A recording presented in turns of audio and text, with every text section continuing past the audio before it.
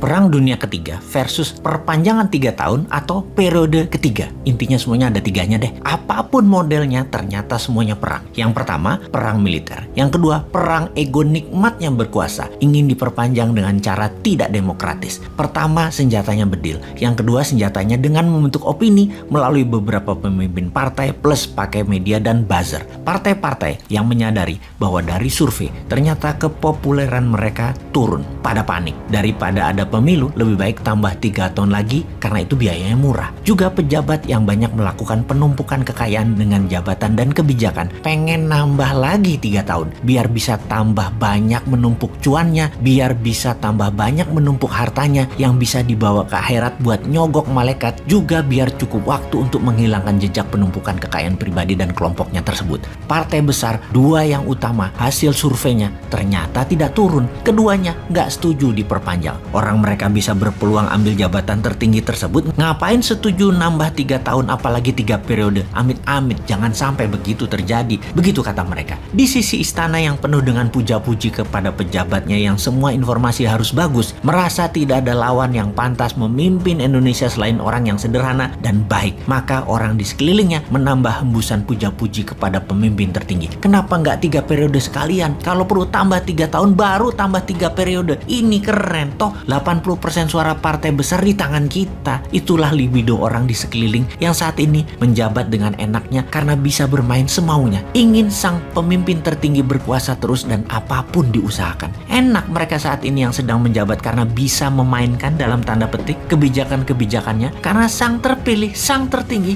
tidak terlalu detail memahami konteks proyek-proyek dan permainan anggaran anak buahnya. Tapi eits, ntar dulu. 2 partai terbesar teratas suaranya yang kalau di total suaranya mencapai kurang lebih 33%. Nggak mau lah. Jadi suara perpanjangan jabatan 3 periode tidak akan memenuhi quorum, tidak akan sampai 2/3. Maka rencana perpanjangan 3 tahun atau tambahan 3 periode kemungkinan tidak terjadi. Tidak terjadi. Sulit dan tidak mungkin. Walau libido penguasa saat ini pada mau, tapi mimpi tambahan 3 tahun itu hanya mimpi basah anak remaja. Jadi bagaimana solusinya? Mungkin lebih baik konsolidasi. Bagaimana nanti di tahun 2024 calon yang jadi dalam tanda petik sekali lagi adalah orang dari kelompok besar yang 80% ini yang mereka saat ini sedang otak-atik gatuk dan berbagi-bagi di antara mereka untuk 5 tahun ke depan sampai 2029. Prabowo Puan, Ganjar Sandi, Anies RK, Ridwan Kamil, semua satu perahu sekarang. Saya ulangi lagi, semua satu perahu besar mereka saat ini. Percaya deh, wong bodoh ngaku pinter ini walaupun dewa mabok jurusnya. Kalau yang ngeh akan benang merah tarikan analisanya, pasti pada setuju maksudnya Bosman ini.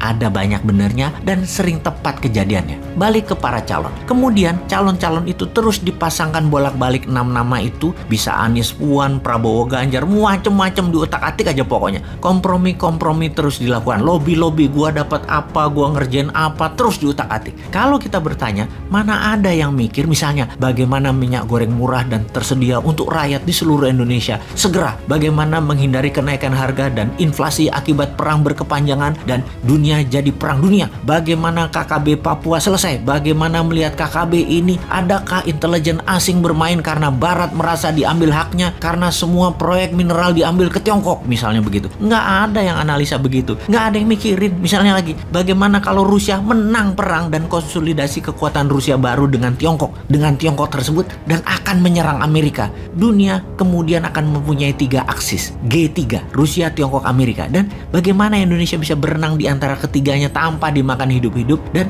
menjadi pemersatu ketiganya dan menjadi negara lebih besar dari ketiganya. Nggak ada yang mikir gituan, nyampe juga kagak. Mana ada yang mikir sekali lagi. Dan siapa yang mikir seperti itu? Ya hanya Newman yang mikirin langkah-langkah tersebut walau terlihat halu, namun arahnya jelas. Kembali ke politik 2024. Apa yang terjadi kalau hanya ada satu pasang calon presiden dan wakil presiden karena sudah terjadi kompromi dan konsolidasi sehingga calon seberang siapapun mereka gak akan dapat perahu. Lawannya kertas kosong. Yang terjadi adalah Indonesia tidak akan berubah. Tetap akan gini-gini aja. Pemerintahnya akan semakin represif menekan, makin otoriter dan makin tidak tumbuh ekonominya karena terlalu sentralisasi dan kelompokisasi. Gila, susah banget ngomongnya. Rakyat tetap bebas memilih namun propaganda pembenarannya masif diarahkan ke kelompok besar. Fakta yang lain yang kecil-kecil dihilangkan. Ujungnya tidak akan ada peluang kemajuan yang akan terjadi.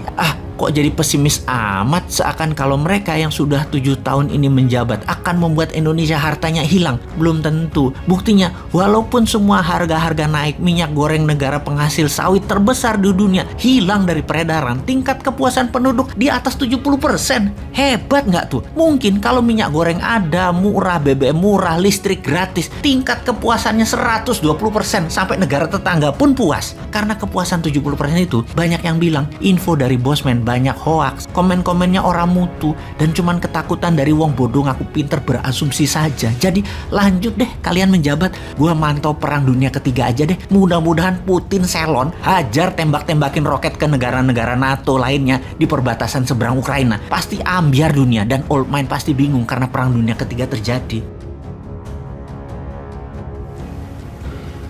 Ada yang ngomong presiden dipilih 3 periode, itu ada 3 menurut saya. 1, ingin menampar muka saya, ya.